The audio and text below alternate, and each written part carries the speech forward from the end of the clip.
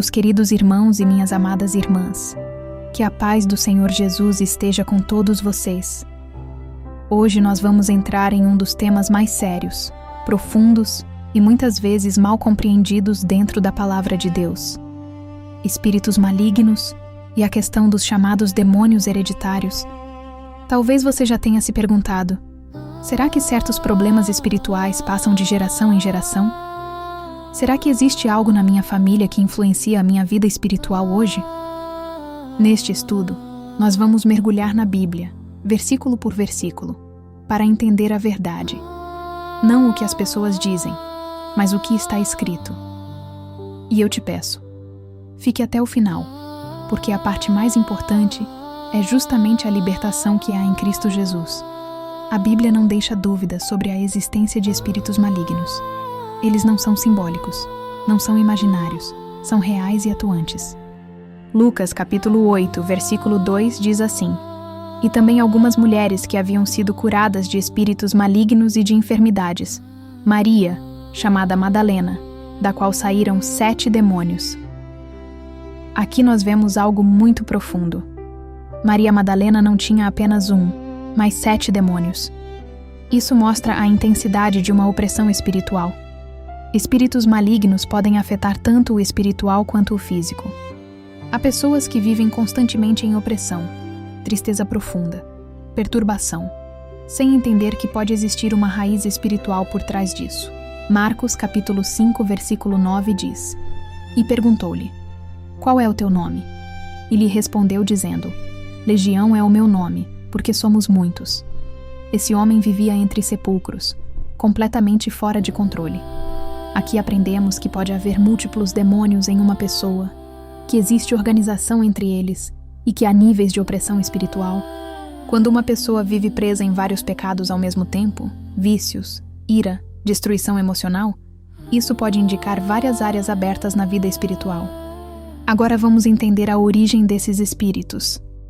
Apocalipse capítulo 12, versículo 9 diz: E foi precipitado o grande dragão, a antiga serpente, chamada o Diabo e Satanás, que engana todo o mundo. Ele foi precipitado na terra, e os seus anjos foram lançados com ele. Aqui entendemos que Satanás foi expulso do céu, que ele não caiu sozinho, e que outros anjos se rebelaram com ele. Esses anjos caídos são os demônios. Assim como existe ordem no reino de Deus, também existe uma estrutura no reino das trevas, com diferentes níveis de atuação espiritual. Agora vamos para uma parte muito importante: o que a Bíblia diz sobre demônios hereditários. A expressão demônios hereditários não aparece na Bíblia, mas existe um princípio espiritual importante que precisa ser entendido.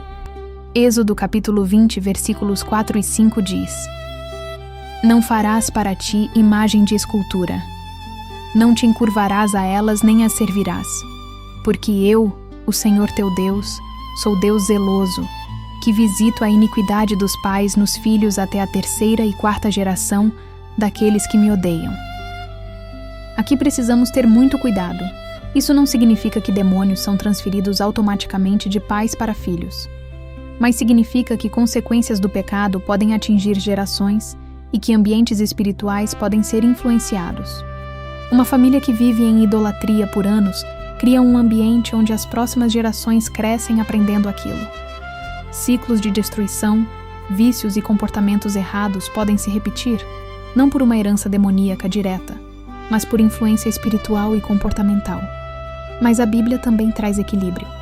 Ezequiel capítulo 18, versículo 20 diz: A alma que pecar, essa morrerá. O filho não levará a iniquidade do pai, nem o pai levará a iniquidade do filho. Isso é muito forte. Isso significa que ninguém nasce condenado espiritualmente por causa da família. Cada pessoa tem a sua responsabilidade diante de Deus. Uma pessoa pode vir de uma família cheia de problemas espirituais, mas ao se voltar para Deus, ela rompe completamente esse ciclo.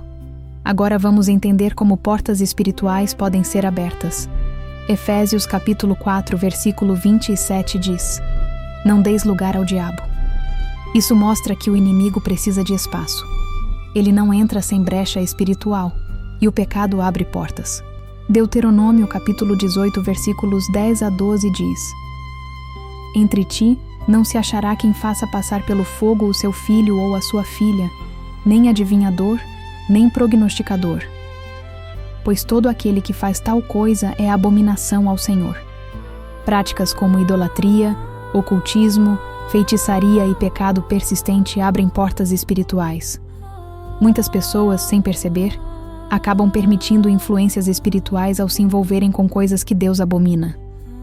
Agora vamos falar sobre a influência familiar espiritual.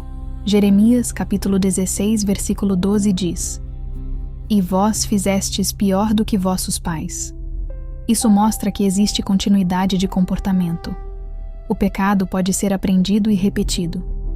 Uma criança que cresce vendo práticas erradas tende a repetir isso na vida adulta. Mas isso não é destino. Isso é influência e pode ser quebrado. E agora chegamos ao ponto mais importante de todo esse estudo. Jesus tem poder sobre todos os demônios. Lucas capítulo 10, versículo 19 diz: Eis que vos dou poder para pisar serpentes e escorpiões, e toda a força do inimigo, e nada vos fará dano algum. Marcos capítulo 1, versículo 34 diz: E curou muitos que se achavam enfermos, e expulsou muitos demônios. Jesus expulsa demônios com autoridade. Ele não negocia com o mal. Ele liberta completamente. Toda pessoa que se aproxima de Cristo com fé encontra libertação verdadeira, independentemente do passado. E isso nos leva a um ponto essencial. João capítulo 8, versículo 36 diz: Se, pois, o Filho vos libertar, verdadeiramente sereis livres. A libertação não depende da família, não depende do passado, depende de Jesus.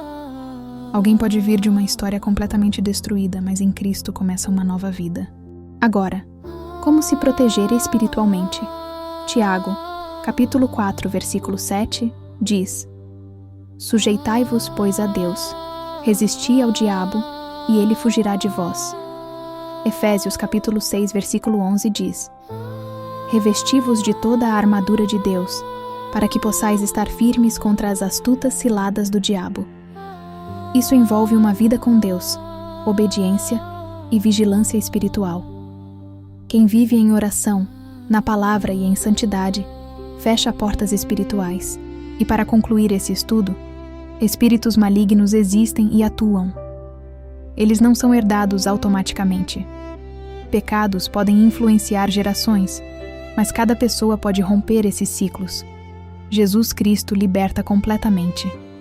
Romanos capítulo 8, versículo 1 diz: Portanto, agora nenhuma condenação há para os que estão em Cristo Jesus. Que essa palavra entre no seu coração, que traga entendimento, libertação e fortalecimento espiritual na sua vida. Que você entenda que em Cristo há liberdade, há esperança e há um novo começo. Em nome do Senhor Jesus. Amém. Se essa palavra falou com você, eu quero te fazer um convite muito especial agora. Escreva Amém aqui nos comentários, como um ato de fé, declarando que você crê na libertação que vem de Deus sobre a sua vida e sobre a sua família. Se você conhece alguém que precisa ouvir essa mensagem, compartilhe esse vídeo agora. Você pode ser instrumento de Deus para libertar uma vida. Se inscreva no canal Verônica Lewandowski e ative as notificações, porque aqui sempre tem Palavra de Deus, estudo profundo e direção espiritual para a sua vida. E eu quero te ouvir. Deixe aqui nos comentários o seu pedido de oração. Escreva também o nome de pessoas que você deseja que sejam alcançadas por Deus. E algo muito importante: volte nos comentários e ore uns pelos outros. Vamos formar uma corrente de fé aqui, porque onde há união, Deus opera. E no próximo vídeo de oração, o seu comentário pode aparecer aqui, e nós vamos orar por você.